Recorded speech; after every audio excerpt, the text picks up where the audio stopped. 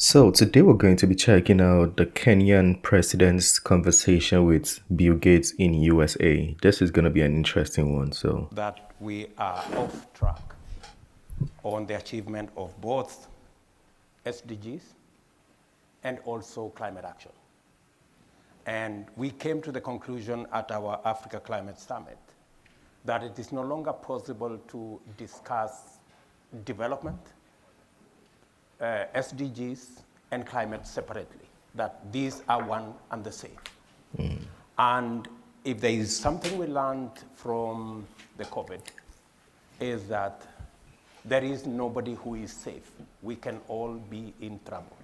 We've had too much focus on the problem rather than the solution. what possibilities there exist for us to craft innovative, creative ways of getting to the solution. We have challenges, correct, of resources, both for SDGs and for climate.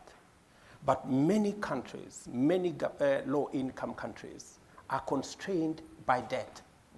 And because of debt distress, and we talk about debt distress, 10 countries are already over the cliff in debt distress. About another 52 are highly at risk of debt distress.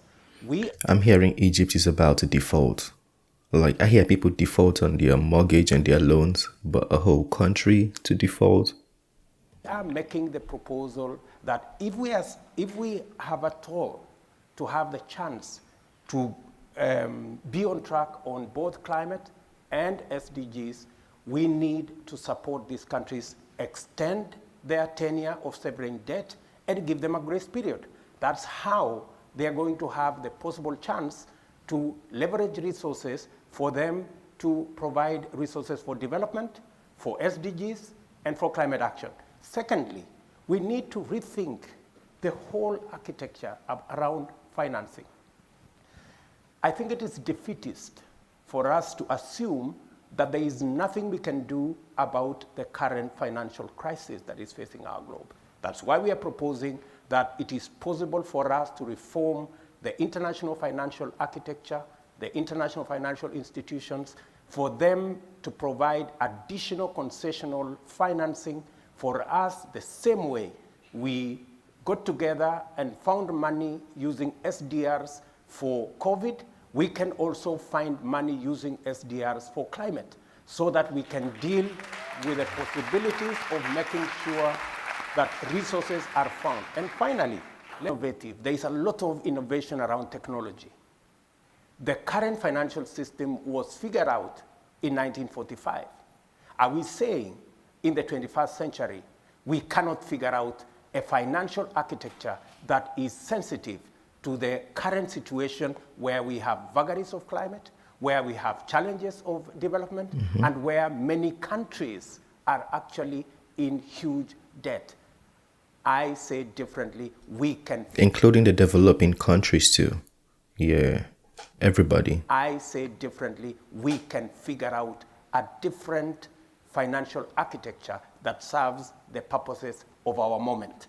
And it is the reason why, working with Bill Gates Foundation in Kenya, we are reconfiguring how do we deliver health. In fact, we're changing from curative to promotive and preventive. And on Monday next week, we will be launching our community health promoters, where in every community, every 100 households will have a community health promoter equipped so that we can promote health from the bottom going up. Well, let me build on that for a moment. Just hold that thought. That's a good plan. Because that's... Oops, what happened there? Well, the SDGs built on the incredible success of the MDGs. So from 2000 to 2015, no wars, no pandemics, a fairly benign financial situation. At the start of that period, Gavi is created to buy vaccines for all the world's children, Global Fund to provide treatments for TB, malaria, and HIV. And so it was incredibly successful. And so the goals for 2030, the next round, the SDGs, were set very ambitiously.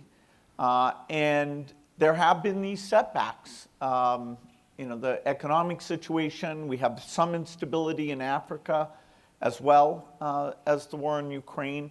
And so, we're very numeric, we're very honest about where we're off target. We see some countries continuing to make very good progress. Those are exemplars. And we always have the power of innovation. A lot of what people will be seeing today are new innovations that let us, with very little money, actually save more lives. So I remain, optimistic and committed. And as the Prime Minister said, Europe remains the most generous donor for these issues. But, money is short. Climate wants money, Ukraine war, so many causes.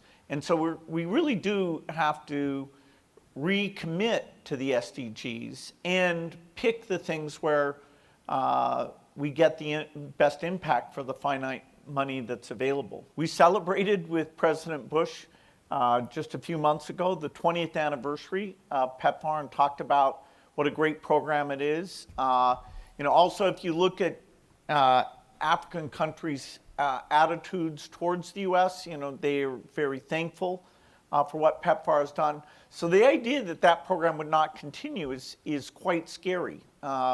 We don't have a cure for HIV, so the people whose lives have been saved, if they aren't getting their medicines on an ongoing basis, then they'll have active AIDS and they won't survive. So it's a shame that at least temporarily this is caught up in sort of a, does the U.S. reach out to the world and help the world, and some of those controversies. I think we'll overcome that because the U.S. has a lot to be proud on this one.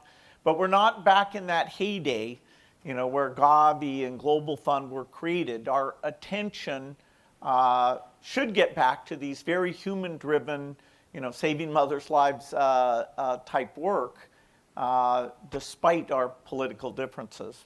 If we want COVID-19 to be the world's final pandemic, then we have to make big investments in preparedness, in new tools and teams that detect fast-spreading diseases before it's too late.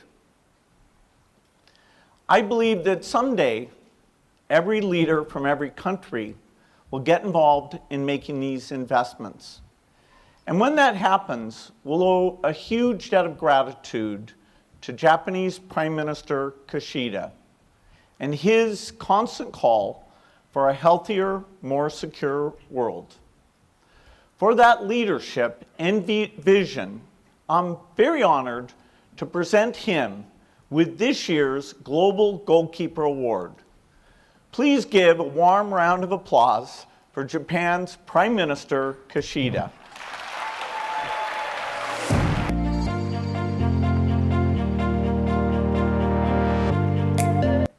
President Ruto is exactly right. We have to do more on this restructuring the debt so that countries can rebuild their health systems while they deal with climate shocks.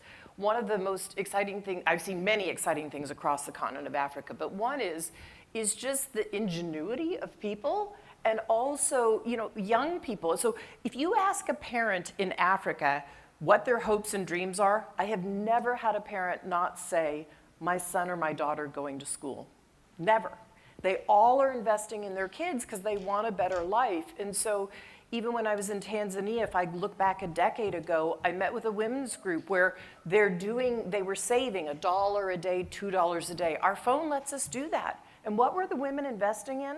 They were investing in new crops and eggs. They're now, I just learned, selling them to a market that is an hour away. They're getting more income, and they're putting their kids in schools. So when we get, as he says, the global architecture right, and we refinance these countries, they're going to thrive and grow. And guess what? That's good for the global economy. Mm-hmm. And Bill, the reason we're highlighting... But I don't think some people want the growth of the global economy. Some people want the growth of their economy so they can be the power over the globe. Yeah, which is detrimental to even them, because if you're rich and everybody's poor, very soon you're going to be the food. maternal health this year at Goalkeepers is it's one of the things that is easily preventable, and yet it's a tragedy to have 800 moms die in childbirth every single day. By the time we're done with this panel, 10 more moms will have died. So the investments that President Ruto, for instance, is making in the Kenyan healthcare system to make sure that the right things happen for moms and babies, that's what's going to keep us on track on these sustainable development goals. The world made huge progress on these goals before COVID, but COVID ravaged the health systems. And so we have to keep investing in moms because they're center of the family, and in their health because their health leads to the well-being of the family. Bill Gates.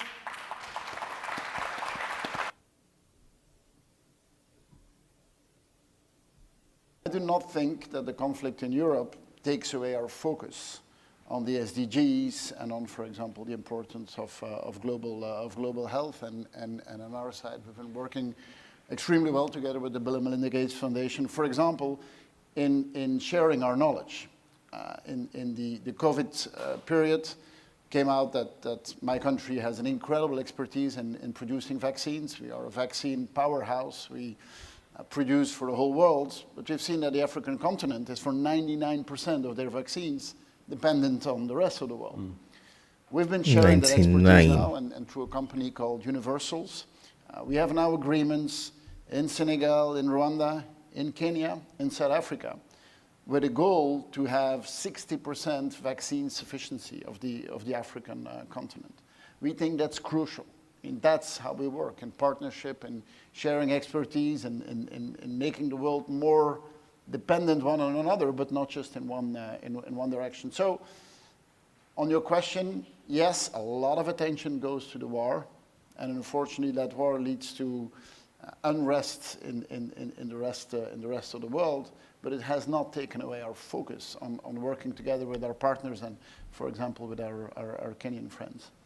In part of those conflicts is because that certain countries see the fact that we're going in the right direction as something which is threatening, which it's making us less dependent on fossil fuel, for example. I think that's a good thing. Not everyone agrees on that. So we need to just make sure that we keep the focus and we keep continuing in that direction. And it's a difficult message because what we see is temperatures we've never seen and so on, but below that, the impulse, the direction we're going is the right direction and should only motivate us to do more and speed it up and show the impact that it can have.